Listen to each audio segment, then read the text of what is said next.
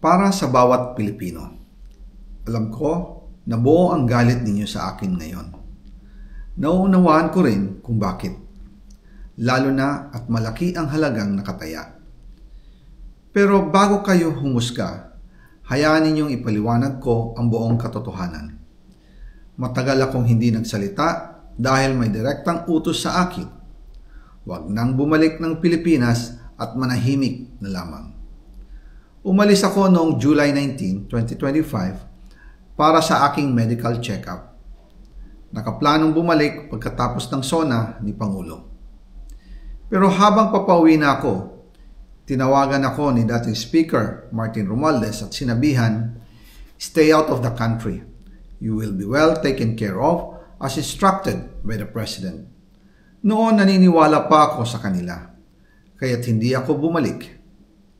Tumikom ang aking bibig, sumunod ako, pero ang hindi ko alam, ang ibig pala nilang sabihin sa aalagaan ka namin ay gagamitin ako bilang panakipbutas sa kanilang kampanya laban sa korupsyon. Ginawa nila akong poster boy ng kanilang sariling kasinungalingan. Ngayon, hindi na ako mananahimik, ilalabas ko ang lahat ng katotohanan.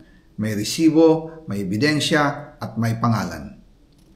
Nagsimula ito nung tumawag si Sekmina Pangandaman sa akin nung nag-umpisa ang BICAM process last year, 2024. Ang sabi niya, katatapos lang ng meeting nila ni Pangulo at may instructions na mag-insert o magpasok ng 100 billion worth of projects sa BICAM. At sinabi pa ni Sekmina, "You can confirm with Yusek Adrian Bersamin dahil magkasama sila sa meeting ni Pangulong BBM noong araw na yon." Tinawagan ko po agad si Yusek Adrian Bersamin at tinanong ko kung may instruction nga ba ang Pangulo na magpasok ng 100 billion during their meeting. Ang sabi niya ay totoo nga po. Right after our conversation, tinawagan ko po si dating Speaker Martin Romualdez at nireport ko ang instructions ng Presidente to insert the 100 billion projects. At sinabi niya sa akin, what the President wants, he gets.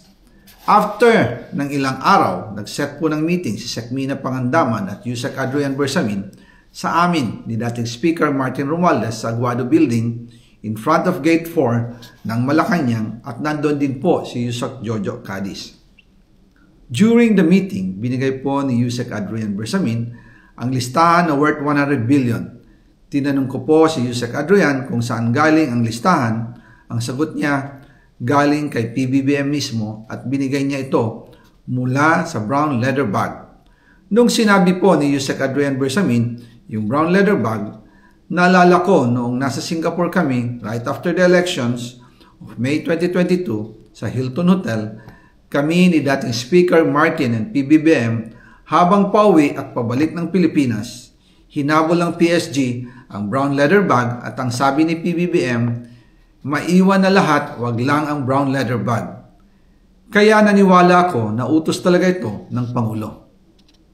Pagkatapos ng ilang araw, I informed sina dating Speaker Martin Romualdez, Sekmina Pangandaman, Yusek Adrian Bersamin, and Yusek Jojo Cadiz na kung pwede 50 billion lang ang ipasok sa program funds dahil so sobra ang DPWH funds versus sa DepEd. In practice, hindi pwede na mas malaki ang budget ng DPWH kaysa edukasyon.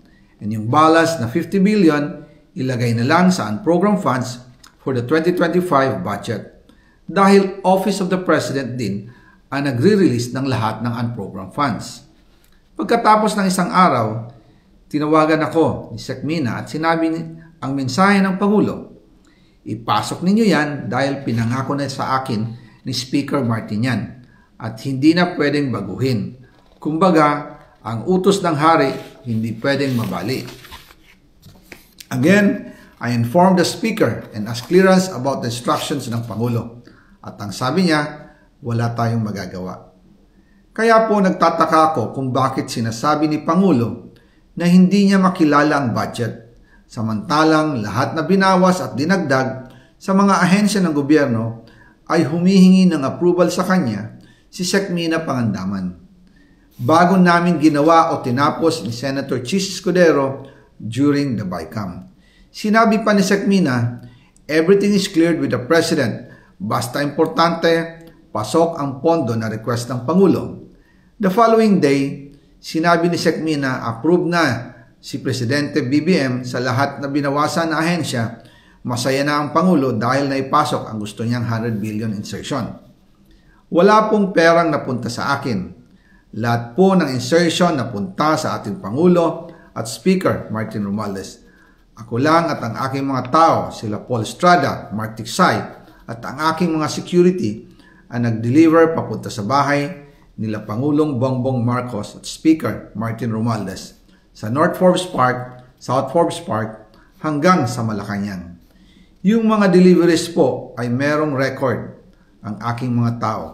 Totoo po yung sinasabi ni Orly Gutesa na nag-deliver siya sa Forbes Park.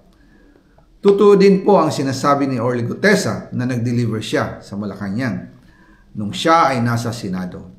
Para mapatunayan ang mga litrato na deliveries ay ilalabas ko po together with this video.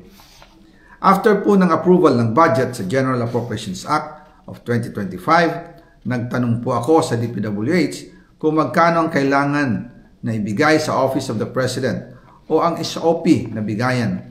Ang sinagot sa akin ay 25%. Ang ibig sabihin nito, 25% ng 100 billion ang SOP na kailangan ibigay kay BBM mismo.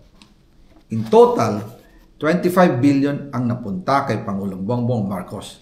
Kaya ngayon ay hinahamon ko si Ombudsman Remulla kung seryoso talaga siya sa mga sinasabi niya sa kanyang press release na idadamay niya pati si Martin Romualdez kung magbibigay ako ng ebidensya. Patunayan niya ngayon ang pronouncement niya.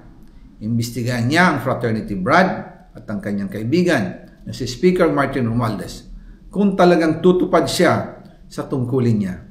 Imbestigahan din niya si President Bongbong Marcos. Sabi nga ni BBM nung SONA, let's do it right at mahiya naman kayo, hindi po ba? Nananawagan din po ako sa Senado na imbestigahan ang 100 billion insertion ni Presidente. Alam ko po na hindi gagawin ni Ombudsman Remulla ang hamon ko. Pero magaling ang Senado sa investigasyon at ako ay naniniwala na dahil sa kanila, lalabas ang katotohanan. Yung pong listahan ng mga projects, ilalabas ko din kasama ng video na ito. Dahil dito, mas lalong darami ang ipa-file na kaso sa akin. Ginagamit ng administrasyon ang buong resources ng bansa para tumahimik ako, para masira ang aking kredibilidad. Darami din ang banta sa buhay ko at ng aking pamilya. March 2025 pa lang, si Speaker ay nagpaparinig na sa akin sa aming meeting that he will shoot me if I will talk. At pagkatapos niyang sabihin sa akin in a phone call na, don't come home, we will take care of you, tumawag ulit si Speaker Martin at sinabihan niya ako na pag umuwi ako will be dangerous. Kasi they might hire someone to do a rub out on me or hire the police to kill me while in jail. Una pa lang ito sa magusto kong ibunyag. Marami pa akong dadalhin sa liwanag.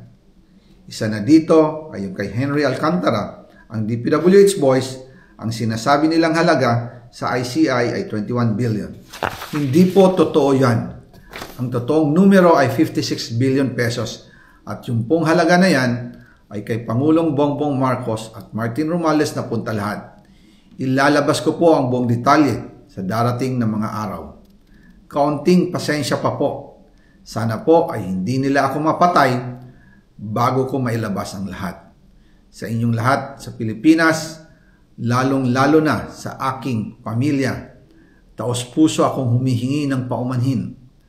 Ginawa ko lang ang utos sa akin, pero ngayon, handa na akong harapin ang lahat. Uulitin ko po, yung pong pera, wala pong napunta sa akin. Dumaan lang po ang pera sa akin para i-deliver kay Speaker Martin Romualdez at Pangulong Marcos. Salamat sa inyong pag-unawa.